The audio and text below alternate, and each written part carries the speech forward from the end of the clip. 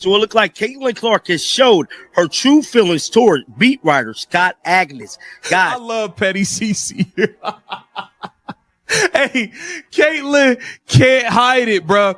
She can't hide it, and I don't blame her. Yo, the GOAT, Caitlin Clark, damn near crashed out at the Anacon, Scott Agnes.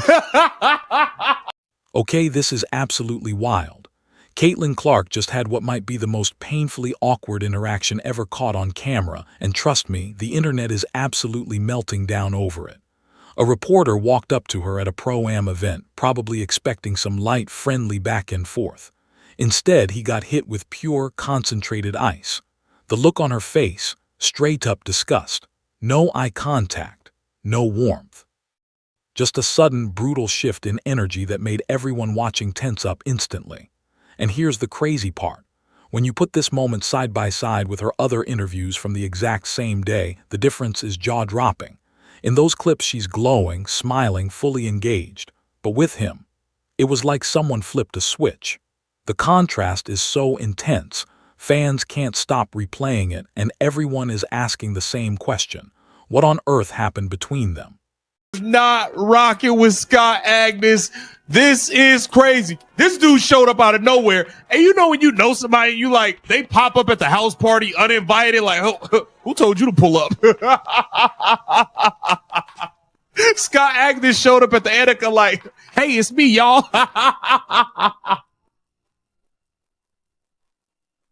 But first, before we dig into the juicy details of this whole disaster, drop a comment down below. Seriously, have you ever worked with someone or gone to school with someone who just drains the entire room the second they show up? Because I need to hear your stories. All right, now picture this. Caitlin Clark is at a Pro-Am golf event, totally relaxed, totally composed, giving every reporter polished, thoughtful answers like the pro she is. Then out of nowhere, Scott Agnes from Fieldhouse Files steps up to interview her. And that's when everything goes off the rails. The moment she realizes who's standing in front of her, her entire vibe just evaporates. Gone. Instantly. Her demeanor does a complete 180, and trust me, this was not subtle. It was a full-on visceral reaction, the kind you can practically feel through the screen. 1 second she's glowing, engaged, and professional. The next she looks like she wants to be anywhere else on Earth. And that's exactly what went down. Caitlin Clark has another Pro-Am behind her. I'm Scott Agnes of FieldhouseFiles.com here at Pelican Golf Club in Bel Air, Florida here on Wednesday afternoon, where Caitlin Clark just wrapped up another Pro-Am playing with Nelly Korda on the front nine, Lauren Wynn on the back nine, and an opportunity more than anything to hopefully bring attention, to bring the spotlight. But hold up. But hold up, let me properly set the scene here. Because I know you know this feeling. It's that moment when someone you absolutely dread seeing suddenly pops up out of nowhere and blindsides you. Maybe it's that coworker who turns every meeting into a black hole of negativity. Maybe it's that one family member who somehow drains all the joy out of every holiday. Or maybe it's that person from school you've been dodging like a pro for years. And then, boom, they're right there. The second they show up, the entire atmosphere shifts. A dark cloud rolls in. That easy smile disappears. Your responses turn clipped, short, painfully polite. And suddenly you're trapped in that awkward silence we all try so hard to avoid. Caitlin, Scott Agnes, Fieldhouse Files. I'm just curious, what was it like to have that competitive juices running through you once again, even though and then also putting on a show as someone who knows the fans are here to see you? Yeah, I mean, like, these are the things that you love, like being competitive, and, you know, even when I go out and play with family or friends or whoever, like, you make it competitive. Like, you don't just go out there and hit the ball. Like, you make a game out of it. You know, you do have a 2v2, you do whatever. And I think that's what the fun part about golf. And, you know, really with anything I do in life, I'm pretty competitive. So I probably wouldn't play golf if I didn't feel those competitive juices flowing. So I think that's certainly part of it that I love. All right, so Scott walks right up, introduces himself, Scott Agnes, Fieldhouse Files, and asks Caitlin a completely standard question about her competitive spirit at the golf event. Totally harmless, right? But here's the kicker. Watch Caitlin's reaction. Her head immediately drops. Her eyes go straight to the ground. Absolutely zero eye contact. Her entire body language is screaming, "Why is this guy here?" She looks genuinely uncomfortable, like she's already planning her escape from the conversation. Now her actual verbal response is technically fine. She talks about being competitive, how she turns everything into a game, even golf with friends and family, that it's just her nature. All perfectly acceptable answers, but the delivery, ice cold.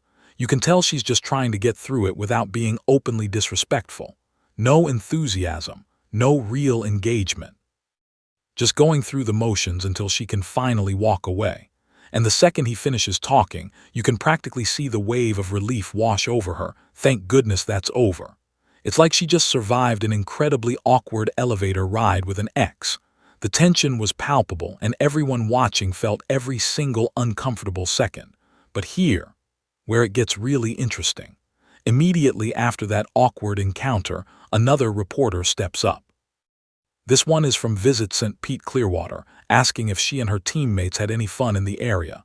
And boom, watch what happens. A complete transformation. Caitlin lights up like a Christmas tree. A huge, genuine smile. Direct eye contact the entire time. She's warm, friendly, fully engaged, telling stories about vacationing there as a kid, how her family owns places on the beach, even pointing out landmarks to her teammate Lexi Hull on the flight. The contrast is absolutely brutal, isn't it? Same person, same event, just minutes apart. But the energy could not be more different. With the second reporter, Caitlin is happy, animated, and comfortable. With Scott Agnes, she could barely look at him, giving the bare minimum just to avoid being rude. So what on earth is going on here? Why such a dramatic difference? Well, if you've been following the Indiana Fever and Caitlin Clark closely, you already know the scoop. Scott Agnes has been at the center of two major controversies this past season that clearly didn't sit well with Caitlin or her massive fan base.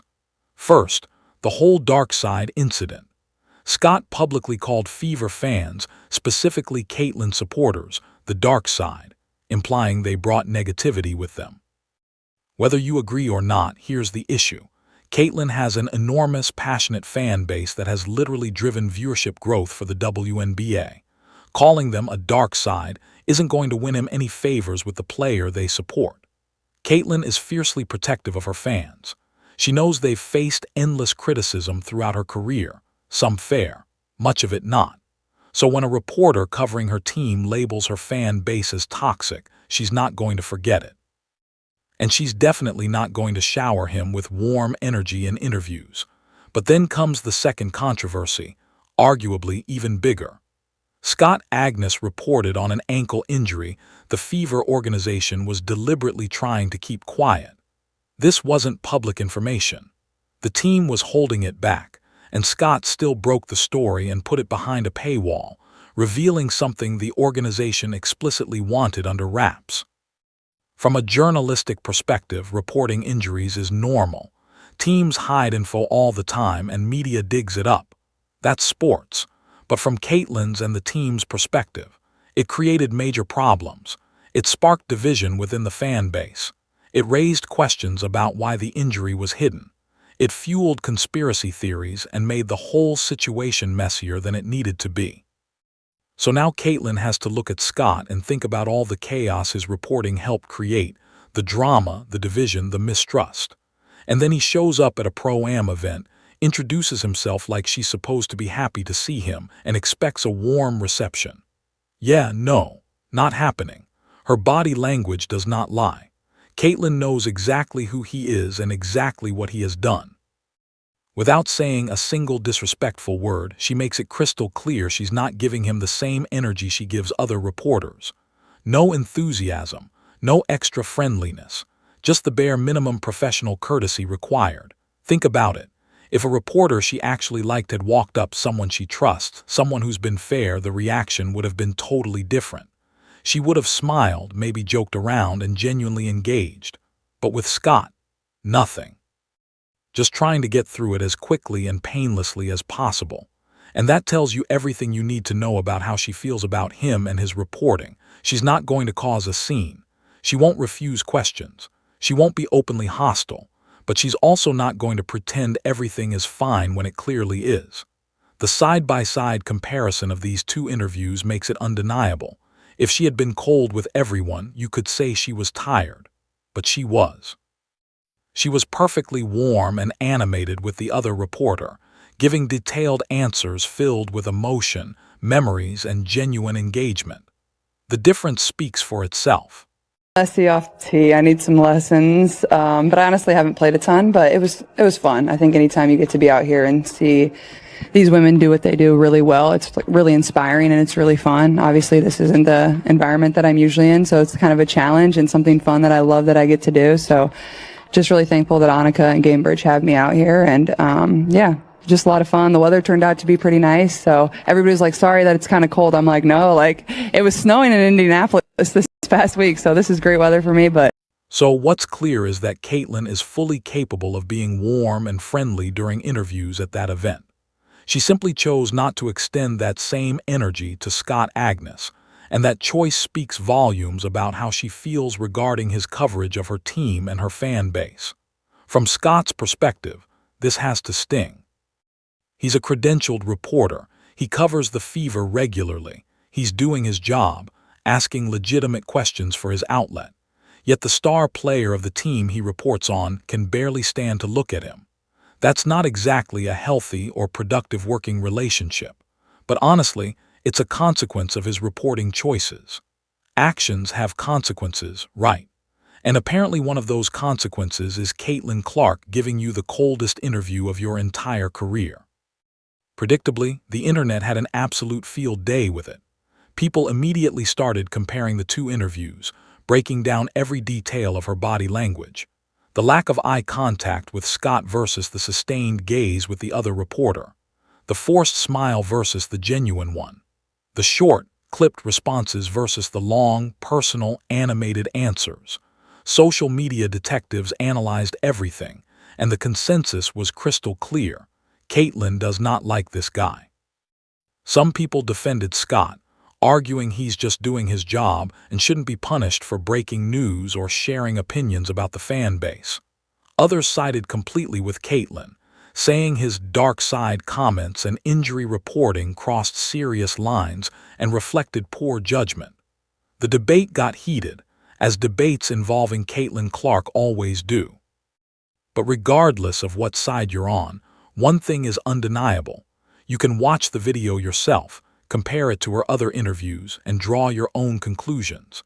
And those conclusions all land in the same place. Caitlin Clark is not a fan of Scott Agnes, and she's no longer interested in hiding it. This whole situation also raises interesting questions about the relationship between athletes and the media. Athletes are expected to be courteous and professional, even with reporters they disagree with. But at the end of the day, they're still human beings with feelings, boundaries, and opinions. If a reporter insults your fan base or leaks information you believe should have remained private, are you really obligated to treat them exactly the same as everyone else? Or are you allowed to show, subtly, through body language, that you're not happy with them? Caitlin clearly chose the latter. She didn't refuse the interview. She didn't walk away. She didn't say anything disrespectful. But she made it abundantly clear through her demeanor that this was absolutely not a conversation she wanted to be having. And honestly, that's probably the most professional way she could have handled it while still expressing how she truly feels. Scott Agnes got his interview. He got his content. But he also got a very public, very clear demonstration of where he stands with Caitlin Clark.